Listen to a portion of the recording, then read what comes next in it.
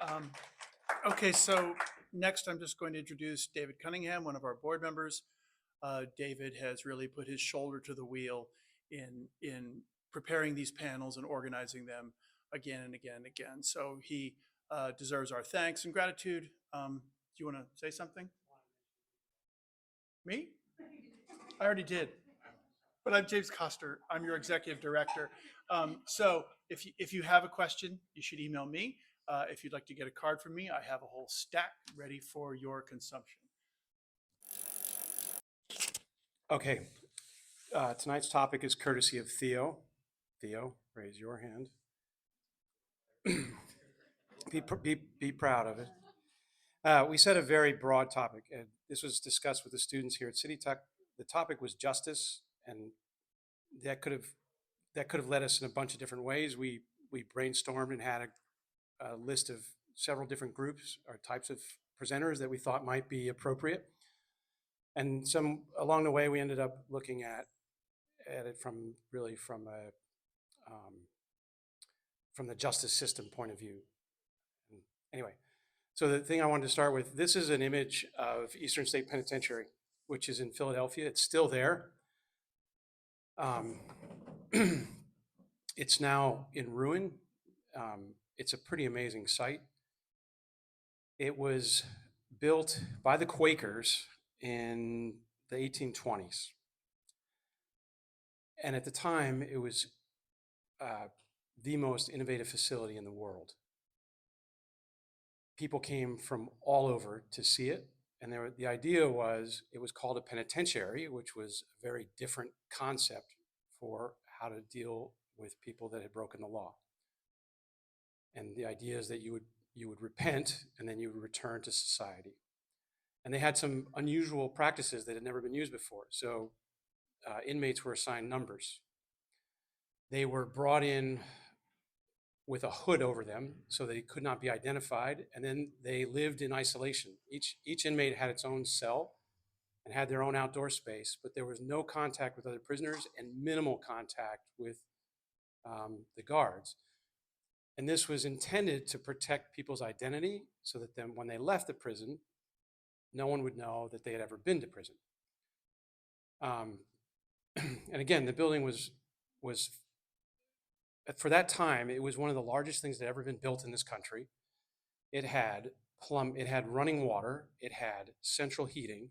These are things that at that time didn't exist in most buildings, including the White House, as an example. So it was remarkably innovative.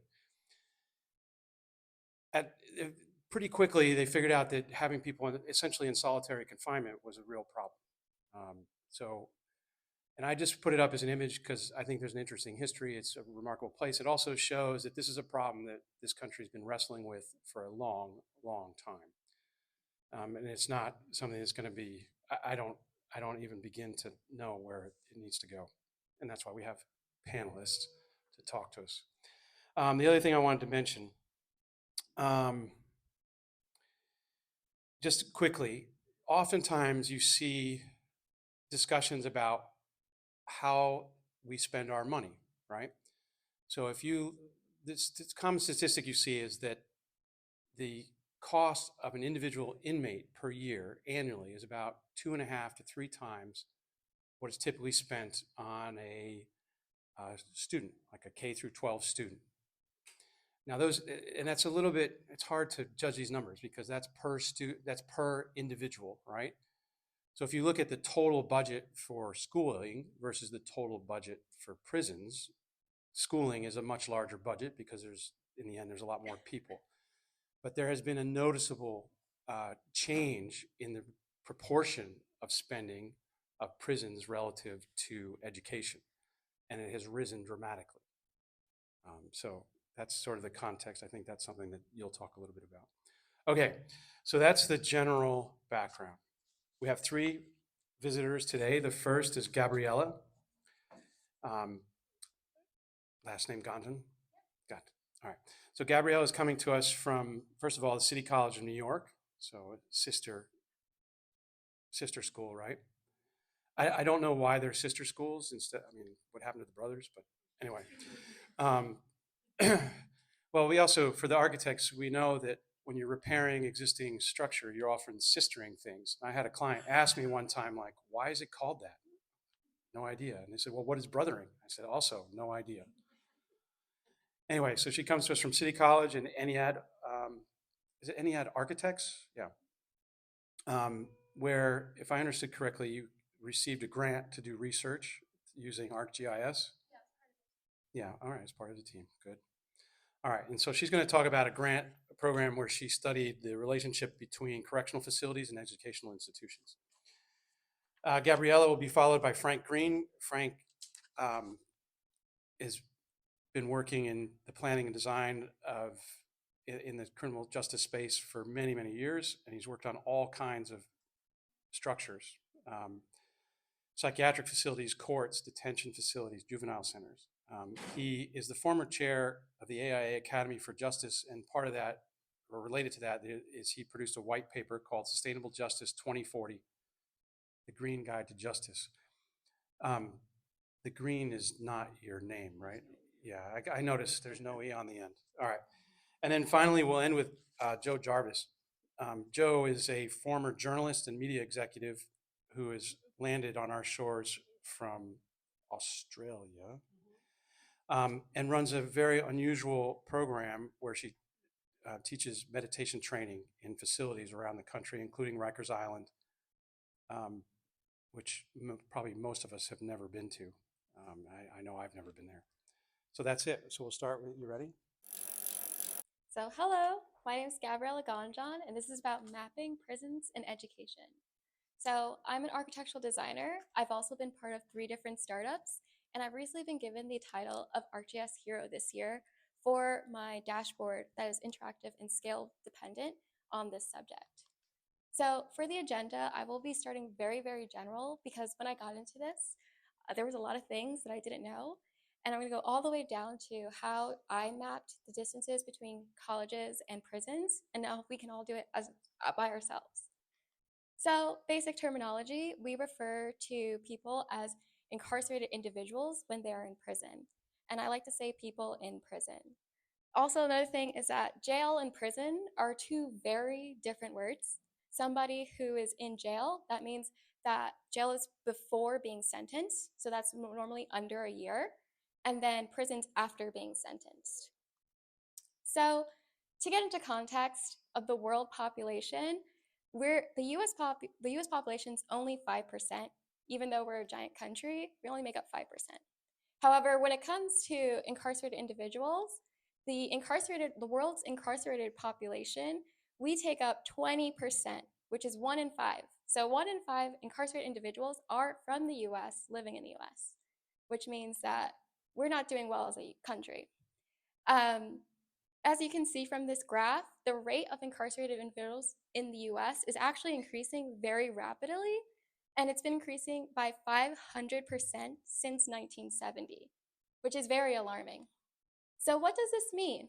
Well, this means that incredible change can happen under our noses within our lifetimes, which if we're going to look at the cup half full, that means we can reverse it within our lifetimes. And so it's really important that we take actionable steps as architects and decision makers in the built environment to implement change in this space. So where can we make impact? It's really important that we think about the user experience from the beginning all the way to the end, before a sentenciable action takes place, when the sentenciable action takes place, after being sentenced, their time in prison, and time after prison. So unfortunately, this is not a linear thing. This is actually a loop for many individuals. 68% of people who are incarcerated actually go back, and this is called recidivism. So my team, what we decided to do was focus on their time in prison to make sure that when they leave prison, they have so much more opportunity than when they first came to prison. So our task was providing standards towards great college education in adult prisons. So a little bit about the history between the relationship with prisons in US colleges is that there is a long history. Since 1940, there's been the beginnings of US prisons and colleges teaching to US prisons. In 1953, that's when the first credited program started out at Indiana State University. And between 1960 and 1970 is when the US really pushed to have more college programs in prisons. And so our peak of college programs happened during the 1990s when we had around 772 college programs in prison. However, unfortunately, in 1994, Pell Grants were revoked due to the Violent Crime Control and Law Enforcement Act, which actually decreased the college programs to only 8, which is very, very upsetting. And luckily, due to the Second Chance Pell Grant, which was an initial test, we were able to have a limited number of incarcerated individuals go back to school. And now, because that went so well, we have full restoration of Pell Grants, which includes incarcerated individuals, which is why we're able to actually start doing more when it comes to providing more programs to prisons. And this actually just started being effective last year, July 2023. So this is very, very new, and it's important to start right now. So how is this related to architecture, and what can we do? Well, number one, we can showcase ways to use empty prison spaces. Now, you might be wondering from my last graph, you might be wondering from my last graph, well, how do we have empty space if we've been increasing the amount of people in prison so high? Well, actually, this graph is not that depressing because we've been decreasing very rapidly as well, especially during COVID. So there's actually quite a lot of empty spaces and a lot of talk about this, even in New York. So there's actually quite a lot of empty prisons and prisons that actually are like very, very unoccupied. Other things that we can do is create an argument to make sure that in-person education is the standard in prisons. And so that's what I'm part of. So my task specifically was validating if in-person education is logistically more than possible across the nation. And so in order to do that, I focused on what data is required, which is obviously all the prisons in the US, 4 to 2-year colleges, and internet coverage. And you might be thinking, where on earth are you going to get this data? It's actually very accessible and online and free and legal to use. So this is all either government data or straight from internet providers. And so when you grab this data, this is what it looks like. It looks very messy, very overwhelming, and like, oh my gosh. And so this is all the US colleges, 4-year, 2-year, and trade schools. This is all of the prisons in the US. And if you look down there, that's actually an Excel sheet that you can take out and start to review. And so it's really important to clean data. If you look through, you see this place called Tyrell's Prison Work Farm. And you might be wondering, what is this? So this is what I was doing a lot of cleaning data. And as I was cleaning data, I was learning a lot about all the types of prisons, jails, juvenile places, halfway houses, and they're not the same. So a juvenile center is obviously for people under 18. A halfway house is for people transitioning back into the regular world.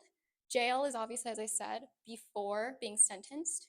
Prison is what we're looking for, adult prisons that have enough time to get a college degree.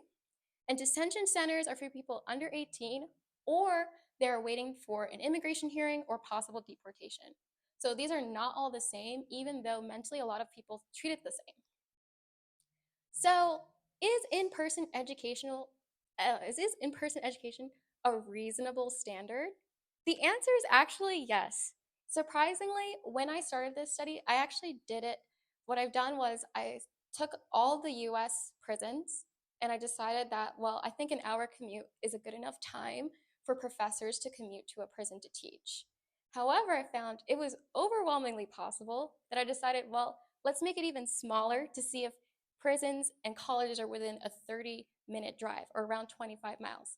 And 80% of US prisons have a 4-year or a 2-year college nearby, and sometimes more than one, most of the time more than one.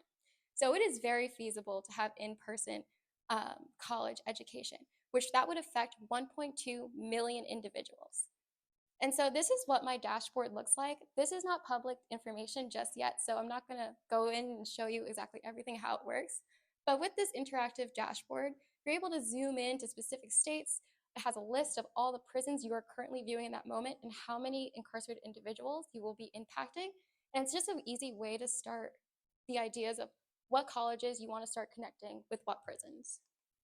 And so if you ever wanted to do the same thing for yourself, for another community, or on this same topic, these are some sources that you can easily use. One is Social Explorer.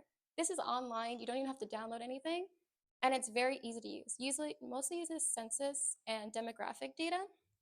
Then ArcGIS is what I use. This is easy for beginners, but also very advanced users. And you can even get like soil data, etc., not just demographic data. And then this is QGIS. This is a free program, but it's a little bit harder to use. So these are different mapping softwares. And thank you.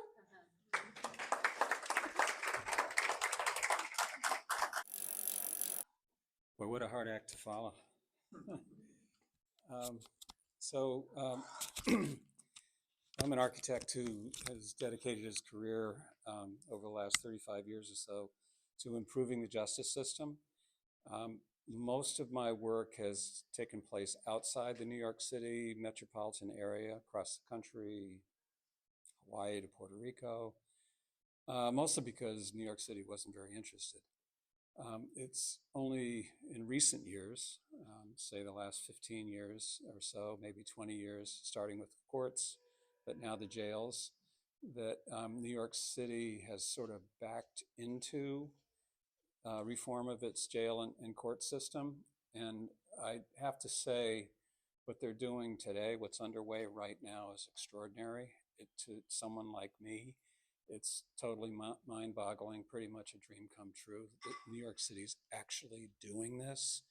So just want to put that out there. But first of all, I need to know who I'm talking to. I know you're architects, but how many people here have a loved one, family member, someone that you know who's been in contact with the justice system? Okay, I feel you. This is really, really important work, because when people are in contact with the justice system, old school, it's very harmful. You take someone who's kind of hanging by a thread and you cut them loose. They fall and there's no safety net. So what I see happening today is the creation of the safety net, the jail system, the court system, the probation system, dedicated towards catching people as they're falling, supporting them as they return to their families, better equipped to survive and thrive than when they hit the net. So that's my dream. I see lots of evidence that that's in fact what's taking place, including what I'm about to show you.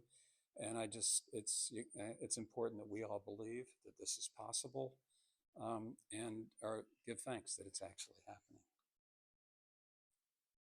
So this is, by the way, is a mayor's office presentation that I happen to have a copy of. So this is official, everything I'm going to show you, but I can't give you a copy of it. It's from the previous administration, so that's good too. So I can't. So anyway, this is the driver. This is why New York City is closing Rikers Island and building 4 new borough-based jails.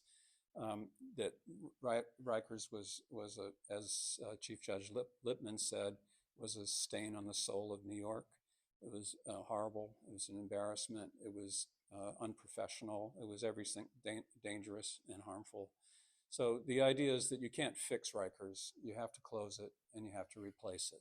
So that's what's happening today. New York City, by the way, I moved here in 1984. Most of you weren't born in 1984, but some of you were. You know who you are. New York was a very scary place in 1984, but it's not now. New York City, people come and they walk around, they have their cameras, they have their jewelry, they never think that a bad thing might happen to them. It's by far the safest big city in North America. It's like going to Europe, or I just got back from Japan, not quite going to Japan, but it's really, and the city thrives as a result because it's safe. When I'm in the early 90s, when we had 2,000 murders a year, there were over 22,000 people in the jail system in New York City. Rikers had temporary structures, and they called them sprungs. They were kind of like these bubbles that they would put people in, stacked up modular units. The local jails were all crowded. Today, the population, I think, is around 6,000, something like that, and trending lower. So one of the ways that this is what I was doing before I started on the jails. People, if you were arrested in the Bronx or in Brooklyn, not so much Manhattan, but it would take you 72 hours to get before a judge to plead guilty or not guilty to the charge. You're sitting around the police station, you're sitting around a jail, anything can happen to you, wasting your time. Federal judge ordered New York City to reduce that to 24 hours. So we had to renovate courthouses in the Bronx and here in Brooklyn in order to increase the throughput, get people in and get them out. If you're going to be charged with a minor crime, there's no reason you have to sit in essentially jail for 3 days when you could be in and out and come back for your trial later. So that was one big way that the population went down.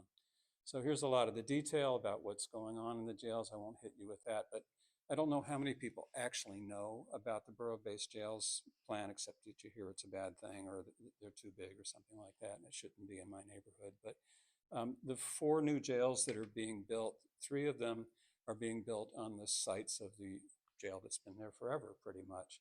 It's only in the Bronx that they're not doing that, because the jail in the Bronx is a boat, which is dumb.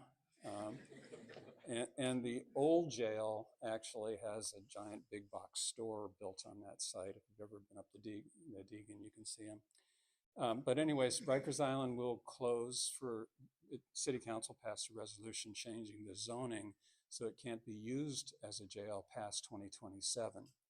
So that's not going to happen. These new buildings won't be done until 2030, 2031, something like that. But that's where they'll be. None in Staten Island. There's not enough people in Staten Island to justify it. So literally, including people in jail. The way it got there was really, really interesting. New York City, again, previous administration, no knock on the current mayor, but previous administration went out and surveyed all the best practices across the world, not just US, because they couldn't find that many in the US, but certainly to Europe, and certainly to Norway, where the Halden prison there is really kind of the gold standard for enlightened treatment of people in custody.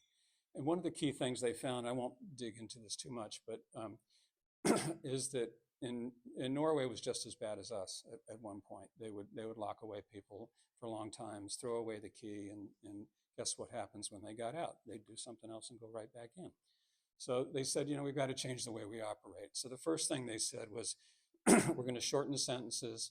Secondly, we're going to treat people in custody as if they're one of us. They're not ostracized. They're not the other. They're not bad. They're just someone who did something bad. They're still a person, and there's hope for them. What are their needs? People in jail and in prison have 4 main needs. For a reason. They don't have a job. They don't have an education. They have substance abuse and mental health problems, and their families basically thrown them out in many cases. Their families given up on them. If you help people in those 4 areas, their chances of desistance, which is not reoffending, their chances of desistance and not going back to prison shoot up markedly. So if you have someone in your custody, help them with their health, their mental health, their drug abuse, their education, and give them some job training, and guess what? They'll go back to being like all the rest of us. So the process focused on all those kind of things. There's also, in addition to the master planning group that I was part of, there's another task force focused on culture change, because correction officers in New York City need culture change to be able to get with it. So a lot of contact with community groups. I got yelled at in a lot of those meetings. A lot of contacts with volunteers and service providers, not-for-profits, but also volunteers, people that teach yoga classes and meditation classes on Rikers Island that, just are saints in my world. But to create a master plan that really had a chance to be a national model and an international model. So these are some of the not-for-profits that the city talked to, and we talked to as we did it. So this is the basic building block. David didn't show you a floor plan of Eastern states, but my daughter lives 2 blocks away, so I've been all through it. And it's a machine for making people crazy. It's a madness factory. The opposite of that is basically something like this, a housing unit that's full of daylight, has direct access to outdoor recreation, spaces for programs and services that take place right there, a place that's safe, it's direct supervision. The officer is not in a glass bubble pushing buttons. The officer is walking around, interacting with the people, and has the training to be able to keep everybody safe in that environment.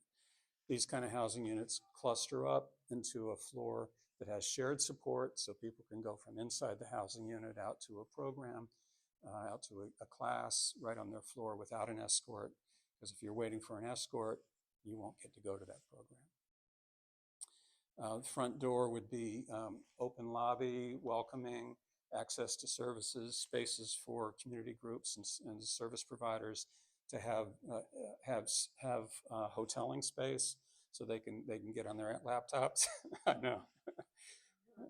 And check emails and all that kind of stuff. I mean, again, keyword is normalization, the experience of normalization for all the people that work there, but also the people that are visiting there, and also the people that are living there for a period of time.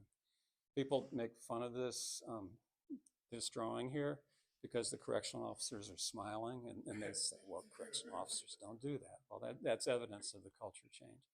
So this is a visiting area. One of my favorite things that we did as part of the master plan was to visit visiting programs at Sing Sing and at Bedford Hills, which is the women's facility.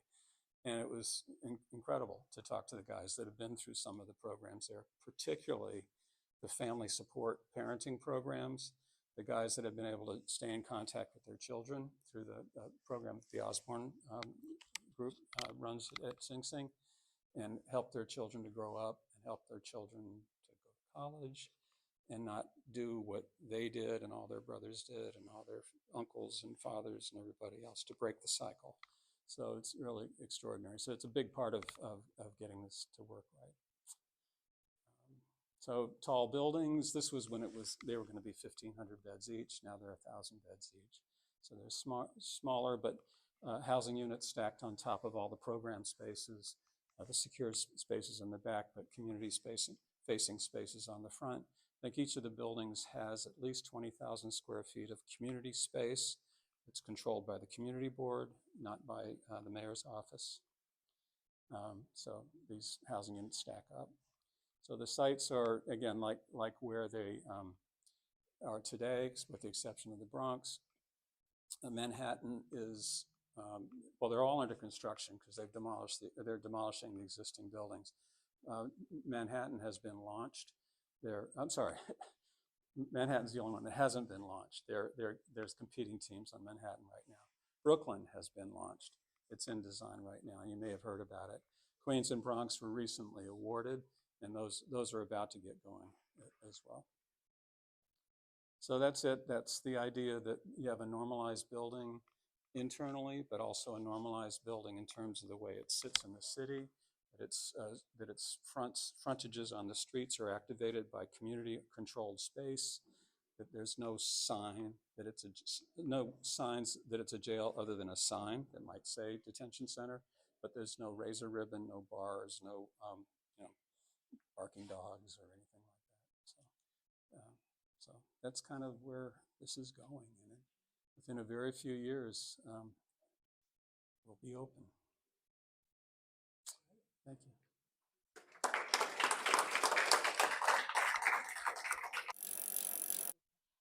Yes, so hi. This is such an uplifting, like I feel two very creative, uplifting sort of talks, and about things I knew nothing about. So it's fantastic, and I'm about to lower the tone because I work in Rikers Island, and from what Frank's telling us, we're going to the situation is going to be the same for the next to 2031. So yeah, so okay, so I'm going to describe that situation to you and how people are living there, and some of the work that I'm doing there. So I'm a meditation teacher, I've been going to Rikers Island since early 2020. Of course, there was the pandemic in the middle, and that meant I didn't go there for some time. But I'm in there each month, and I work there for 4 days each time, actually 5 days each time. So I go in to the housing unit, I give a talk, I tell them what meditation, tell people what meditation is, and then I run a 4-class course over 4 days. Before I go into it too much, this is one of the classes. Yeah, so that's what's called the Beacon Centre. They have it in Rikers Island. That's an old former housing unit, and has been turned over to training, and that's considered the best thing that you can get in Rikers Island, I've got to say. And you can't really see it really that well, but it is nothing like what you're describing. I mean, what you're describing is beyond. Yeah, so before I get talk more about what I'm doing in Rikers Island and the work that I'm doing there, I would really like to play a video which goes to the heart of why I'm there.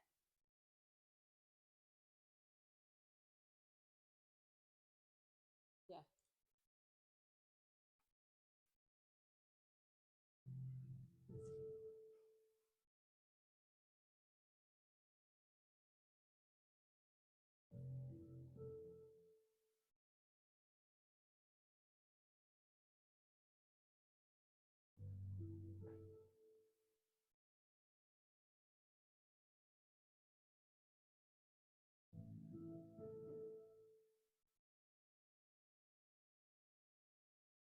Time now, everyone. We're going to do passion trauma circle. Is everyone ready to face their past? Passion? Is that a yes? While you were growing up, during your first 18 years of life, if a parent or other adult in the household often or very often would swear at you, insult you, put you down, or humiliate you, step inside the circle. If a parent or other adult in the household often or very often pushed, grabbed, slapped, or threw something at you, step inside the circle. If a parent or other adult in the household often or very often ever hit you so hard that you had marks or were injured, step inside the circle. If you often felt that no one in your family loved you or thought you were important or special, step inside the circle.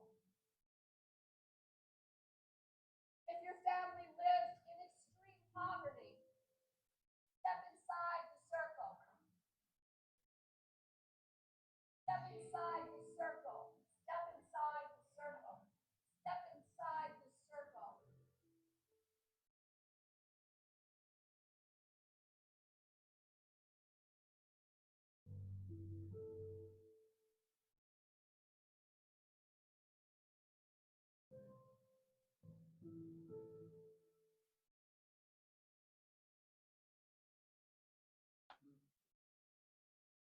So I always find that so powerful. You know, when you're ready, David, you can put it on to the next slide, but no hurry. Oh, I was looking at your thing there. It's actually the next slide. Okay. Oh, I see. Oh, you've got it with you. I get it. I'm confused. Totally confused. You can go back. Thank you. So really what I'm here to talk about is trauma and how trauma can be dealt with or can be tackled through meditation. You know, the level of trauma that incarcerated people live with has been documented and studied quite widely. I could give you some figures, but I think we just saw it right then very powerfully what people live with. And then what happens is that they come inside a system where the trauma they're embodying just escalates because of the way that they're living. They're forced to live in these really draconian conditions. And I mean, I work in other places than Rikers Island, but I'm talking about Rikers Island today because New York City. So thought I would describe that and focus on it. In my experience, just entering Rikers Island itself is just disconcerting. At the very least, it's disconcerting. So what happens is that you take a bus in there. It's called the Q100. It's been quite well known in the media, in film and stuff like that. They talk about the Q100. Q100 is the only bus that can get onto Rikers Island.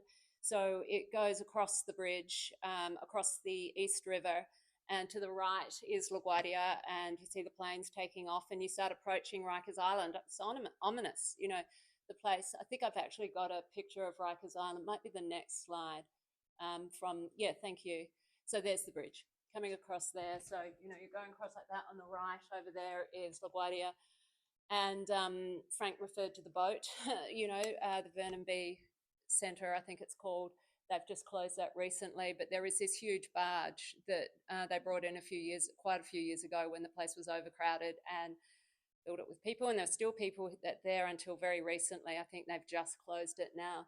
So coming on the island, the security starts as soon as you start going over the bridge. You can't take photos of things as soon as you're starting to cross the bridge. You get in, you come to a reception centre. It's nothing like what Frank showed before. So interesting for me to see that, because really the sense that you get as you go across the bridge into this reception centre is you're met with despair, is the only way that I can put it. So you have families who are there to see people who are distressed, often women with small children, who have travelled for a long time to get there for a start. I just don't know how they do it.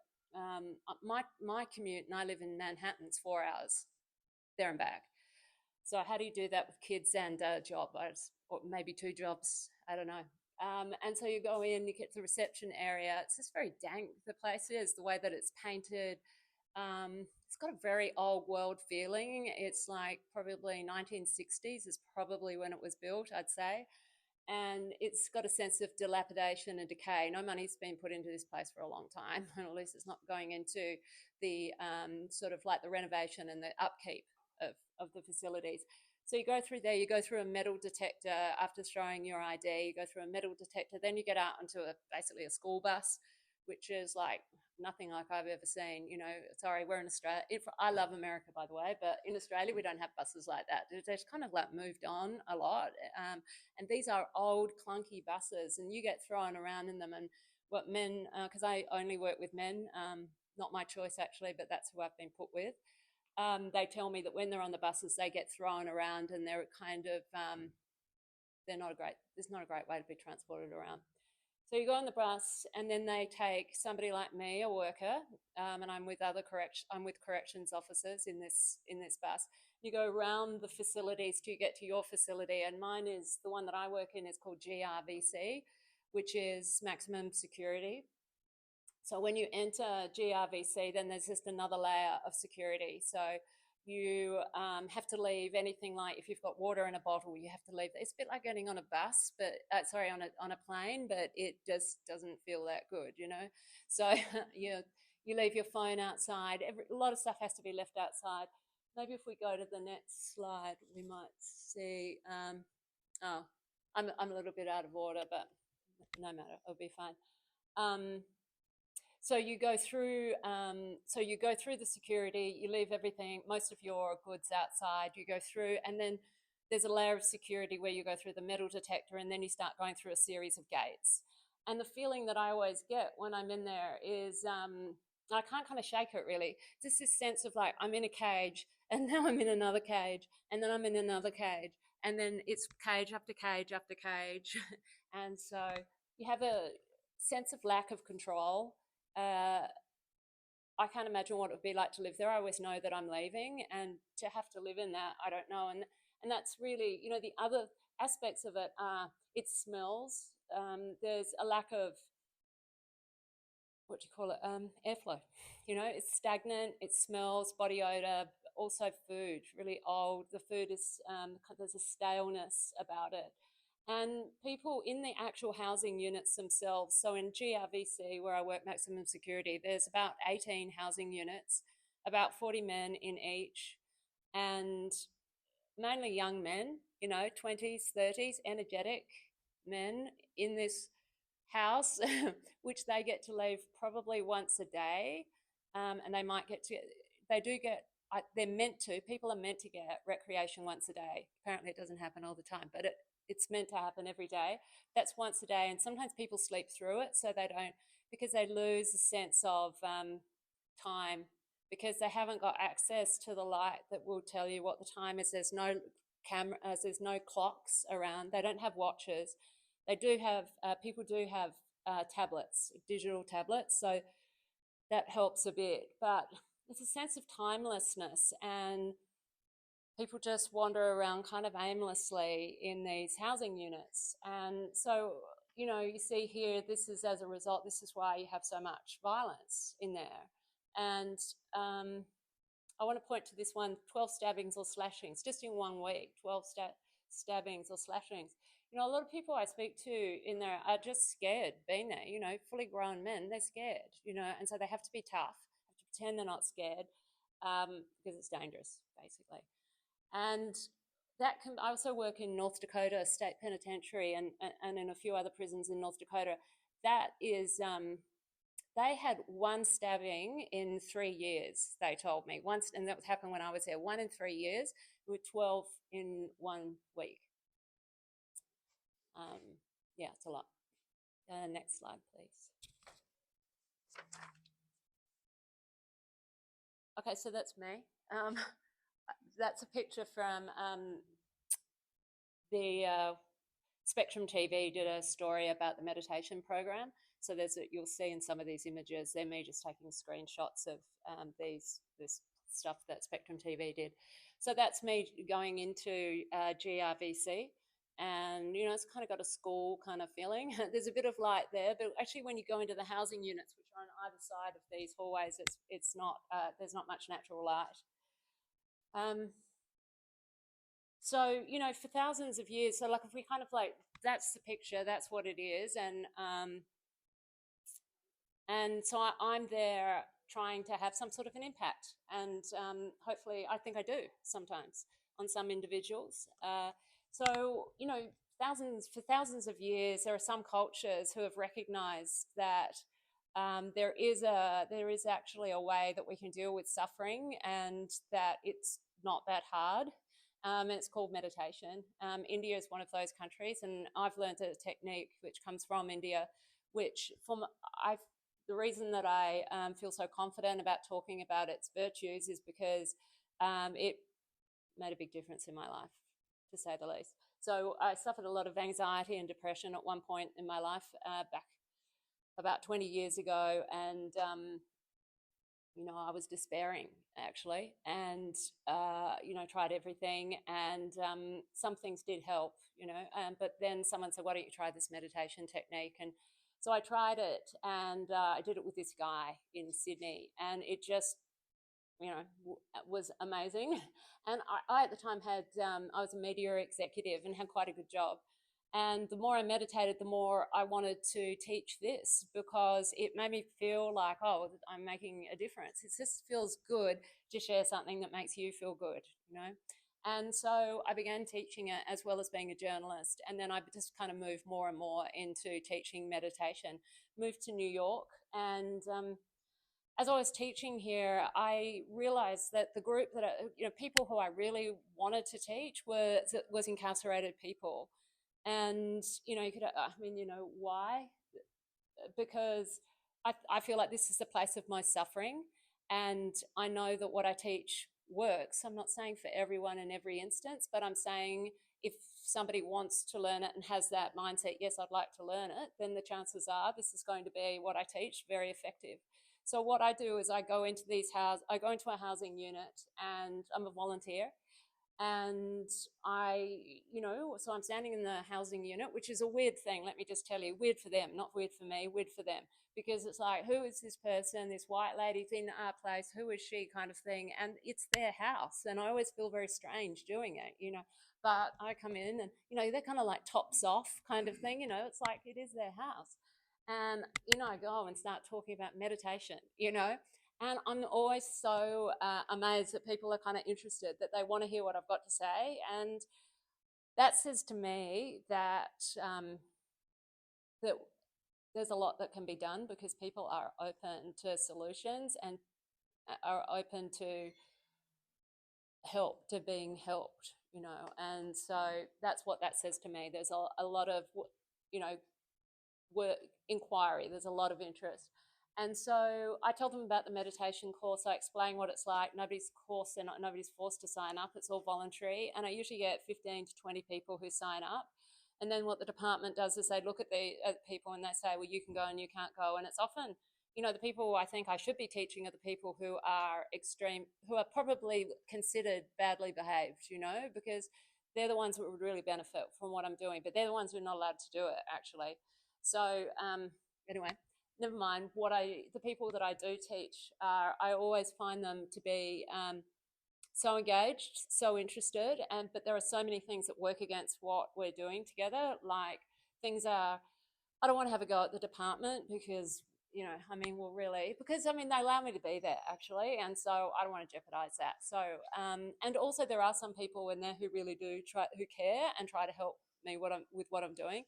Having said that, there are a lot of things that work against what I'm doing, like they'll schedule things like recreation. We just went a class when I'm running my class, or they won't let me know that somebody's going to court. And so there's there's a lot of obstacles in the way. Nonetheless, as long as people actually come to the classes and as long as there's interest, I'm going to keep doing it. And I think it's worthwhile. Maybe the next slide, and that will prompt me and tell me what to talk about. Okay, so this is what I teach. So this is, it's not a, hey, let's just sit down, close our eyes, breathe, meditate. This is a 4-class intensive course. It's what I teach in Manhattan to a lot of business people and, people who, I think it's a very high quality course.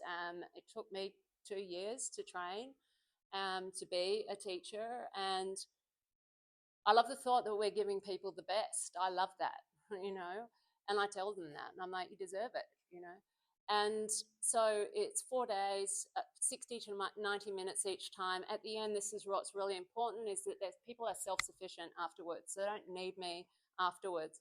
I'm also not telling people what to think or what to believe. There's no belief system. There's nothing to believe or to think. That's important, there's no dogma, I suppose, and they're self-sufficient by the end and they can take it. And people tell me things like, if you wouldn't mind, David, we'll go to the next slide, but I think it tells us what people say.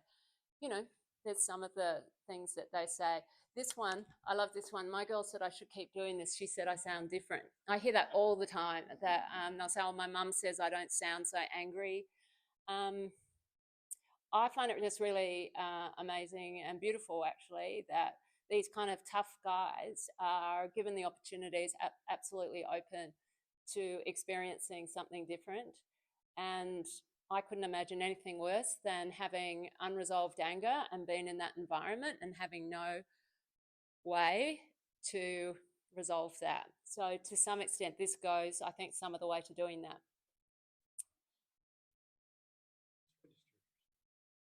It's okay. All right, I think I've said enough. I think I'll leave it there. Thank you very much.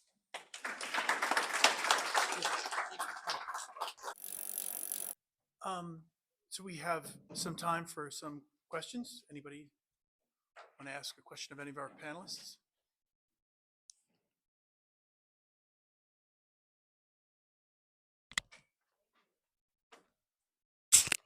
Thank you. Each of you had such an interesting perspective on what is an often ignored thing in our society. And as an architect and thinking about this program, knowing it was coming up, I especially want to talk to Jack. Is that just the ideas of how do you have an architecture of healing, of the model that we have of jails, prisons, incarceration is a very negative one. And it goes along, it's promoted by a society that thinks that there's a level of architecture that's indifferent or actually neglectful of its people because they deserve it. And that can be poor people. It can be people who haven't managed to live the American dream, and it can be people in jail. We don't care about that. It's housing lower income people. We don't care about that. It's housing, as you said, the quality of air. I think the first steps that you have are, what is the architecture for meditation? What is the architecture for this healing? I just think that I just wanted to say that each of you have touched on this, and I wondered about Jack in terms of how do you bring that model to not just to your own practice, but to society in general? How do we get to sell this idea to make it worth doing and funded? Anyway, really simple question, sorry. Oh, Frank, sorry. Let me bring you the mic, Frank. Go ahead. Yeah, that's an enormously important question. First of all, like Joe said, we deserve it. They deserve it. So why not? But how do you go about it? And that's why I feel humbled and powerful at the same time, because we have the power of design in our pen or in our computers or whatever. We can make things healing, or we can make them awful. And I've been to Rikers Island. I've been to a couple of dozen other jails and prisons across the country, and I've seen awful. And know it well. I've also seen places that are full of hope and healing. The women's prison in San Diego is the national model for places of hope and healing, gardening programs, lots of daylight, safety. Everything starts with safety. If people don't feel safe, they start making shivs and shanks and acting like they're tougher than everybody else.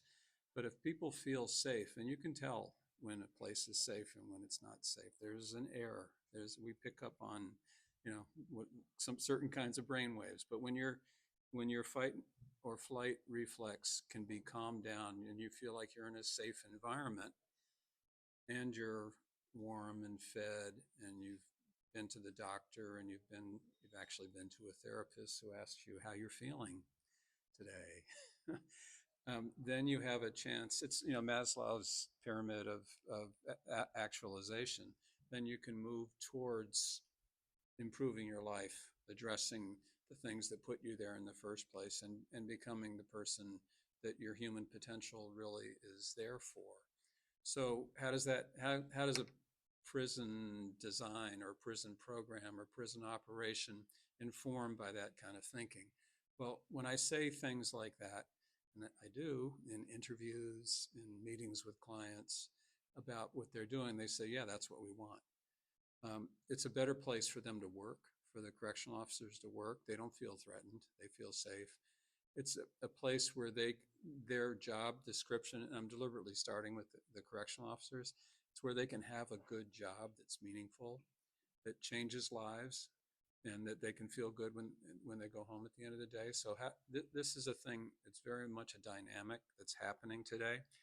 But yeah, we say that environment cues behavior, and that normative environments cue normative behavior. And these are these kinds of buzzword phrases are not cliches. They're actually things that drive systems nowadays.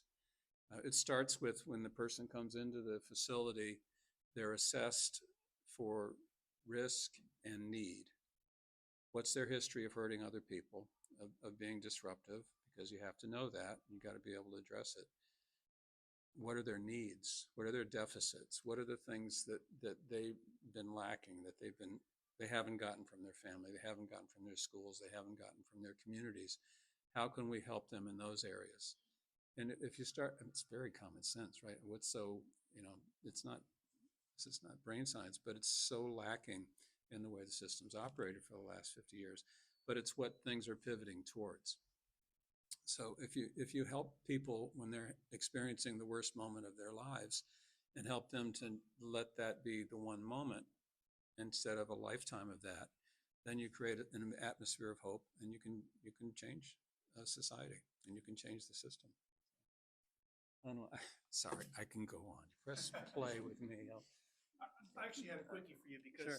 because when you showed the map of the city and the 4 new jails that are sort of in the pipeline, I was curious to know a little bit more. So the Bronx and Queens, it indicated they've been awarded. Does that mean that they're under contract for construction, or the design has been awarded?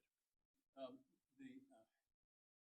the contracts haven't been registered yet with the comptroller. Okay.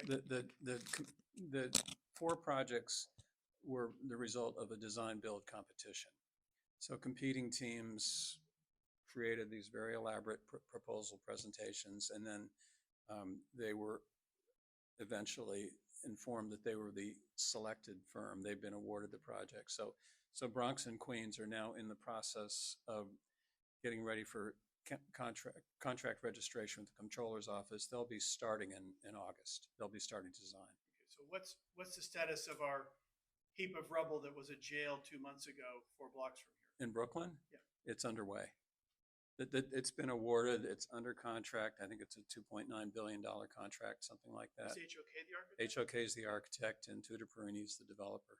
Yeah. I tried to get those guys to come. Yeah, no, They're under an NDA. So. Well, yeah, there's things they could show, though. I'm under an NDA. Excellent. I didn't talk about anything I can't talk about. I think I saw a question over here.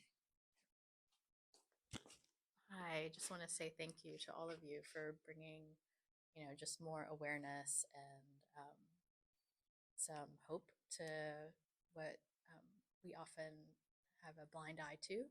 I think it just seems that the baseline is that everyone needs to be treated with dignity. And I just wondered in terms of, I'm glad to see that there is interest and hope and things are moving in that direction.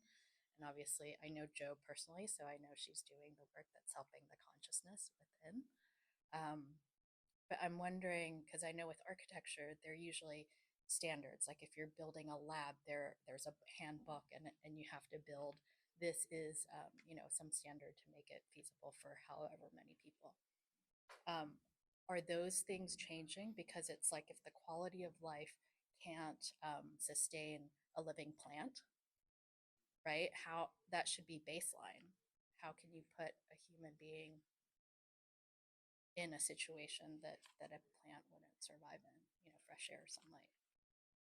But who creates those standards, and are those the things that are improving? Yeah, sure. Well, there's a group called the American Correctional Association, right? There's an association for everything. And the American Correctional Association publishes standards, and they have a certification program.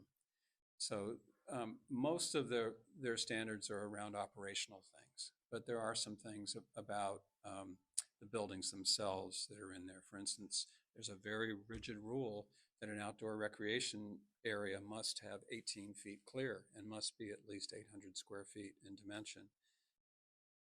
So things like that, it's on and on and on. There must, but you're right, there's a lot of places where things aren't what they should be, and there's a lot of places where people can do, really idiotic things, like design big jails and big prisons with no windows in the cell. Why do you need a window? They're asleep. And it's borrowed light. So there's still some things that, because it's cheaper, and it's just well, a lot of places don't have the resources that New York City has. I mean, this program's costing many billions of dollars, and there's places that they can't spend that and don't want to spend that. So I would say lock up fewer people, right, and take better care of them, right?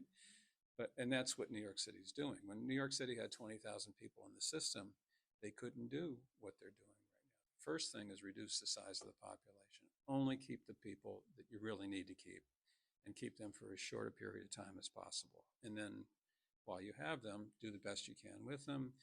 And then when you release them, release with a warm handoff, they call it. So the services that the meditation class, well, would be more like the yoga teacher certification class, the 200-hour class that they're taking on the inside can continue with the same provider on the outside, but the same, so you have this continuity of care, because a lot of people they're not, if they're only in for 3 days or a week or 2 months, they might not be done yet with their therapy. So this continuity of care with community-based service providers is really important. And that's what the city's doing. And okay, sorry.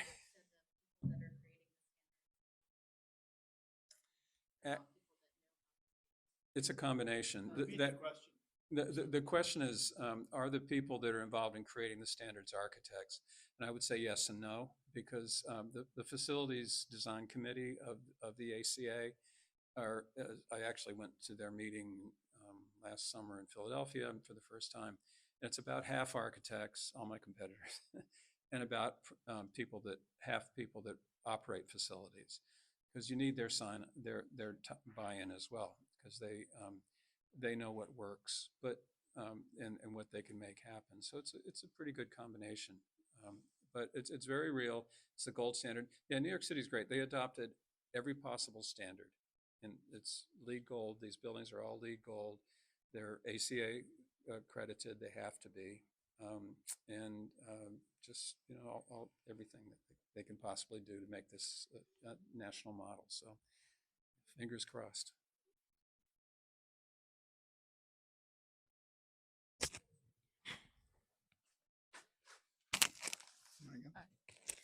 My question's for Gabriella. So you talked about interviewing professors in part of your work, but what kind of buy-in do you see, coming from these colleges? Because especially in the U.S., college is very for-profit, and so is it a focus on public universities? How are you seeing that buy-in coming from the partnerships with the universities?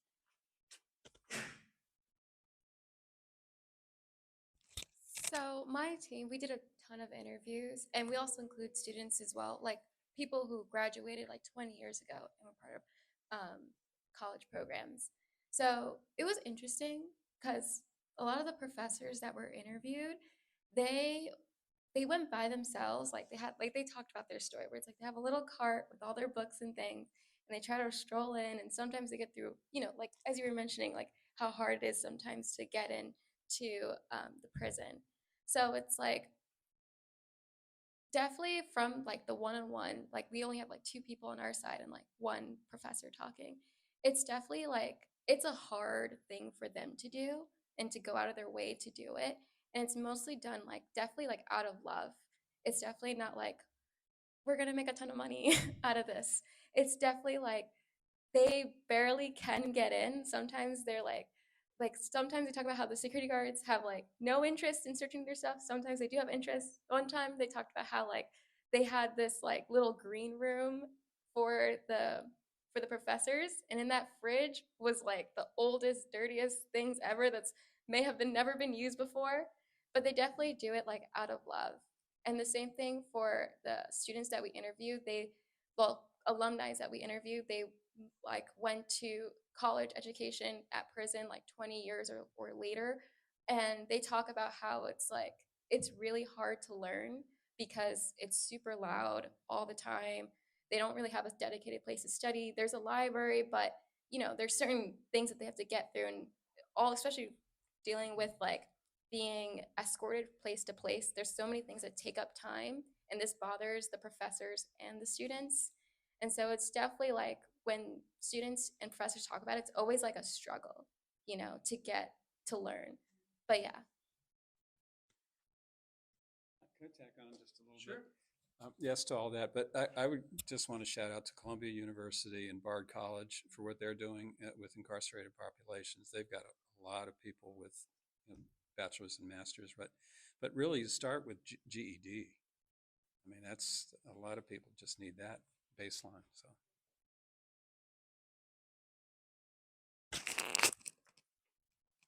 So some of you addressed the context of where we live right now, and I think it's important to elaborate on that context a little bit more. So We live in the United States, where we have the largest population of prisoners in the world.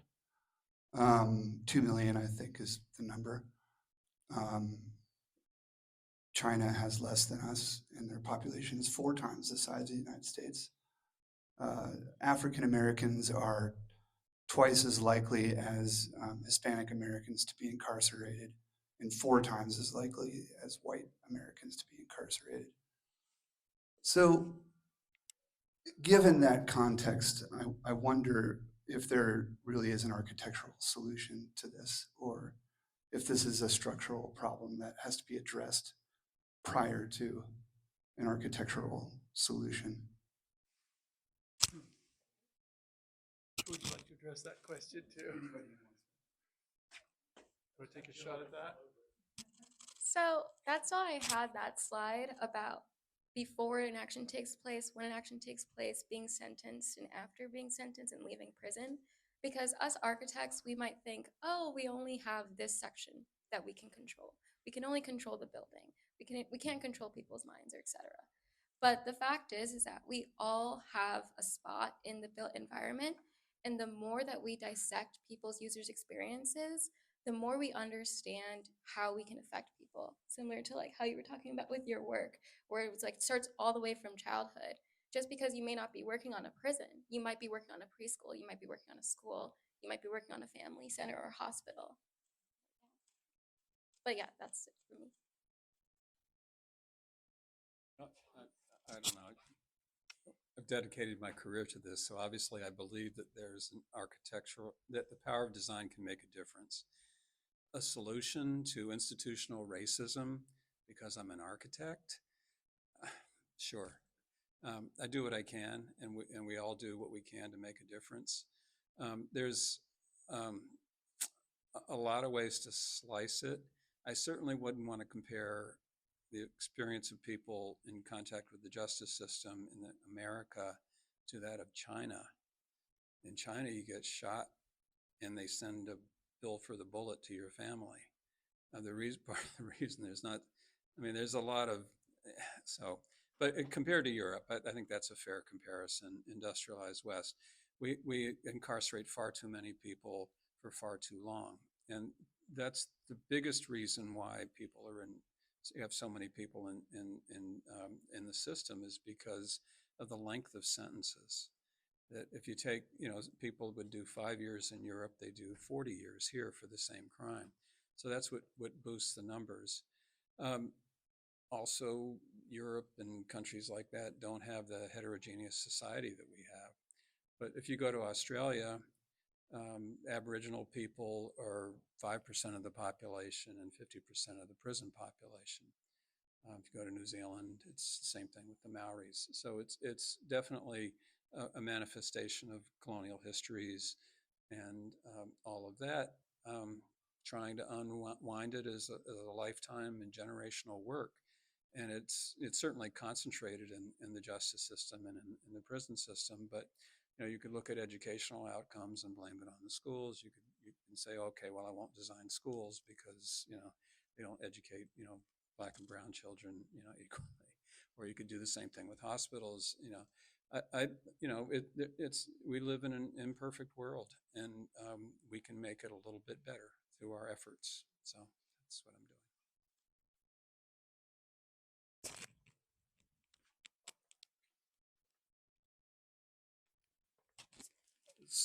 So I had a question more towards the design. We talked a lot about educational and sort of trying to teach those that might be in jails how to better themselves while they're there. Is that something that's stretching into the program of new jails?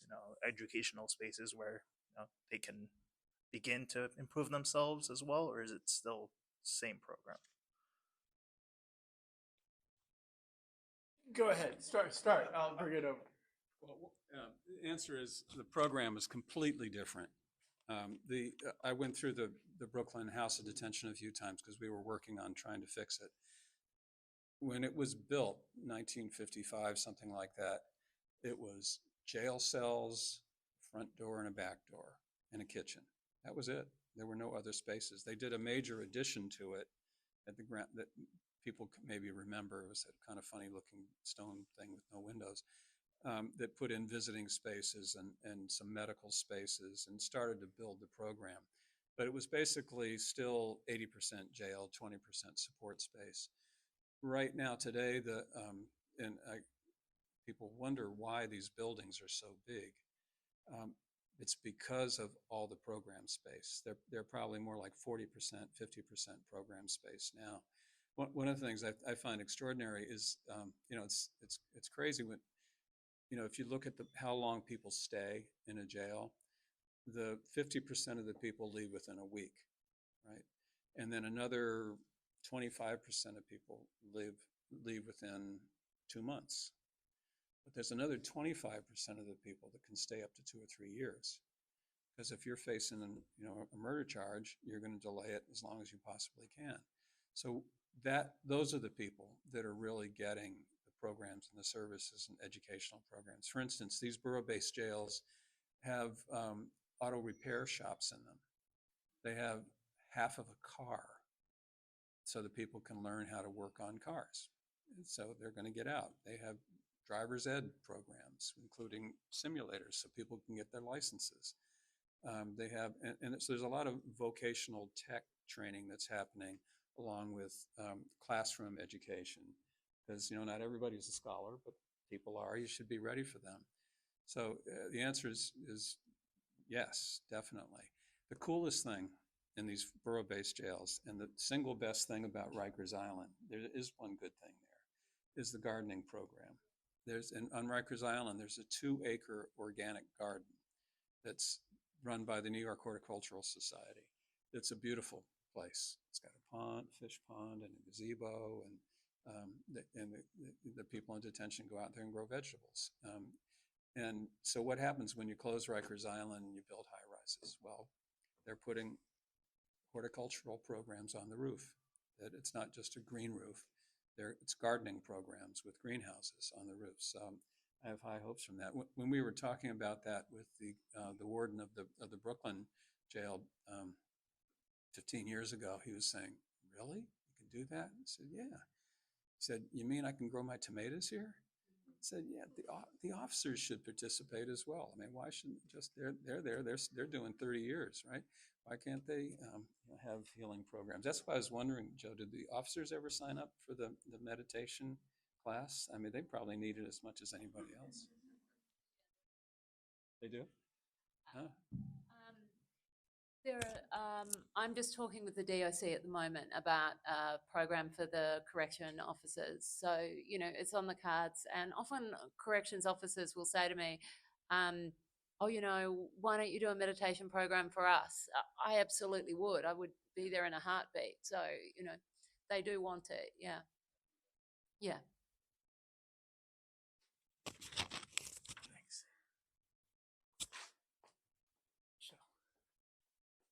It's just two questions. One is I saw on 60 Minutes a few weeks back, they were talking about the jail system in Sweden. And basically, it's not really a jail system in regards that they have like washing machines, they have windows. They basically utilize their time of what they did so that they would go back into society and have normal lives. So is that something that you can actually address? I have two issues. So that's one that you can actually address here with the system here in the United States. And then the other issue too is that many of these people who are incarcerated, they have children. And there are a lot of programs that has there's one particular in Bedford-Stuyvesant called Children of Promise. And they're like hundreds of kids who have people or family members that are incarcerated. With these new spaces that you guys are constructing, do you have communal spaces for these kids to deal with the issues that their relative or parent is in jail? And then also too, with your meditation, do you offer something as well to those family members? The answer is yes. You can start it and pass it. Okay. The Halden prison in Norway, which is kind of the other national model, very similar to, it's called the Scandinavian model. The guys that are locked up there serving up to 20 years, that's the maximum sentence. shop for their own food in the grocery store within the prison walls. They cook their own food, including chopping vegetables with knives. Now, the knives are tied to a cord, so they can't go chopping anybody else. But because the problem is when you hold somebody for a long time, 15, 20, 30 years, and you cook 3 meals a day for them, you do everything for them, they become institutionalized. They don't know how to live like a normal person who's self-sufficient. So that's part of this. We're treating you as a person who needs to pay their debt to society, but you're coming back, and we want you to be ready to survive and thrive when you come back, including family ties. The Bedford Hills program, I don't know if you, we just showed the movie Mothers of Bedford Hills sorry, New York chapter. It's a wonderful program where what's the number one thing that women who are sentenced to prison, usually for defending themselves against the abusive guy, right? What do they miss the most? Their children. What's the best way for them to behave and pay attention and have a sense of hope? Give them contact with their children. So the Mothers of Bedford program is basically built around pregnant women who are sentenced to prison, who give birth while they're there. And the child is allowed to live with them at the facility in Bedford Hills up to 18 months. They stay with them. And they actually have, we went through, while the mothers are in class during the day, volunteers come in from the surrounding community and hold the babies and play with them and sort of act as nannies or whatever. And I tell you, it's the sweetest thing. But what's really important, though, is what happens after that 18 months, which is the families in the area volunteer to host the children for weekend visits. So they stay in people's homes. Friends of mine did it. And then spend the whole day with mom. In room the size of this, it's all decorated like a nursery and stuff. And it's all been done by, it's basically Sister Jane, and I don't know if you know them, but there's a group of nuns who this is their ministry, this is their work, and it's you said leading with love. Well, that's what they do.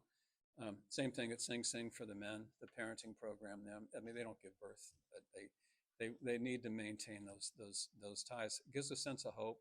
It makes that next generation better able to thrive because they know that their incarcerated parent loves them in spite of maybe they can forgive them, that person, all that kind of stuff. But sorry, one more thing, and again, press play with me, it's a bad thing. But one thing that we as designers that you have to guard against is normalizing the prisoner experience for the children. Children shouldn't think prison is normal, that's a normal part of life. They know it's prison. They know it's at least a little bit shameful. But so those things are real and they still exist. But the thing to reinforce and to improve is the love between the parent and child particularly, because those are the fundamental bonds for both the kids and the spouse and the person incarcerated to be able to build on to thrive. So yeah, it's so important to this work. Now, New York City, sorry, I really am almost done. New York City has one of the 4 buildings is going to have all of the women that are locked up in New York City located there, and it's Queens. Just coincidentally that all the queens in the system are going to be in Queens, but it also includes a maternity ward and a nursery for children that are born there, including outdoor space and recreation. I mean, what does a 12-month-old do in a prison, right? It's like crazy, but there's things. So that's happening too, and New York City is trying to do a better job on it. They don't do a very good job of it right now at Rosie's, as I'm sure you've heard, but that's one place to elevate, because women do get locked up and they're pregnant and they give birth there, and all of that. Oh, absolutely, for the fathers too. Time for one more. I'm sorry, did anybody want to add on? Or?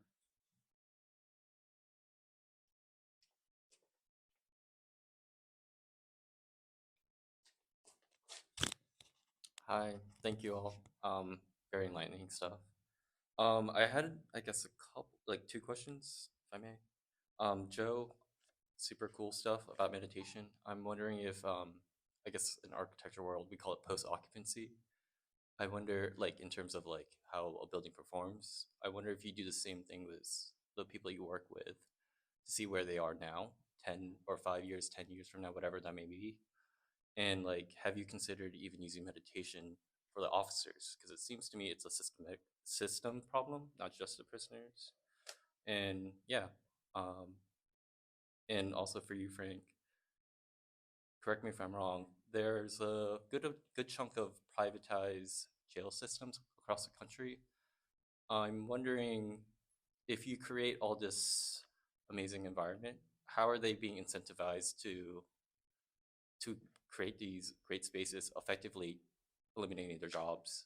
Like, how do you balance that while still creating a beautiful environment, knowing full well they don't want that?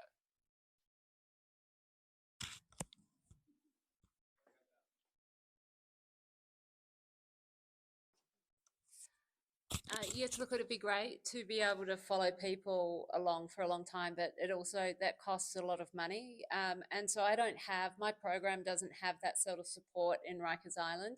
But in North Dakota, where we're also working, there's our program is extensive there, and we're teaching corrections officers, and I've taught a number of corrections officers there, and incarcerated people as well, obviously.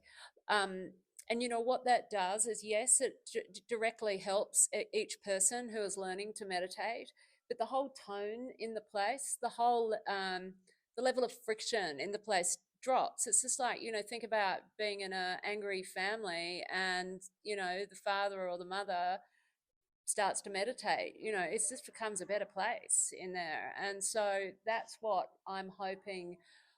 What I'm looking for, frankly, is funding to do exactly what you're talking about, to examine what happens in all those years afterwards. So to examine what's happening now, to get that data and get it over time. So yeah, I think that answers all your questions. It does. Thank you. Actually, yeah, anyway, the people that you're not allowed to get to are the ones that would have the highest success rate out of, if they were allowed to measure it. Todd Clear is the dean of the School of Public Justice System at Rutgers, and he has statistics on that. I don't know if you know Todd. But to the for-profit jail question, actually there are very few for-profit jails. The privately operated facilities are mostly state prisons and ICE facilities. So what can you do about it? I myself am offended by the idea of a for-profit prison, and because they want to fill the beds because they get paid on a bed basis. So there's a really bad incentive there. I mean, to me, the best jail is one that's about 70 or 80% full, right? Because then you can really have elbow room to separate groups that need to be separated, for instance, and treat people with care.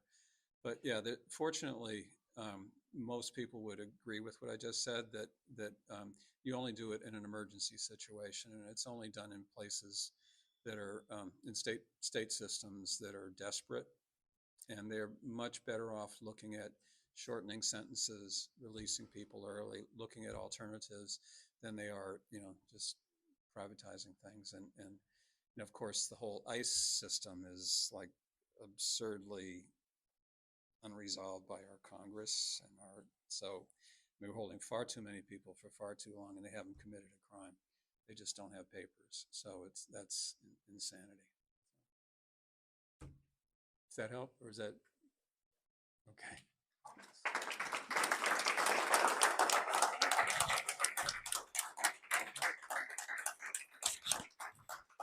Thank you so much. Really wonderful to hear this subject be aired. So thank you again.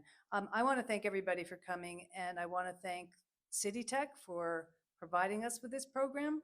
This is our last lecture of the Spring Speaker Series. Thank you Ting Chin, Ziani Rodriguez, Jeremiah Riley, so many other people. Thank you, David Cunningham, for all your work of putting these things together, and thank you all for coming.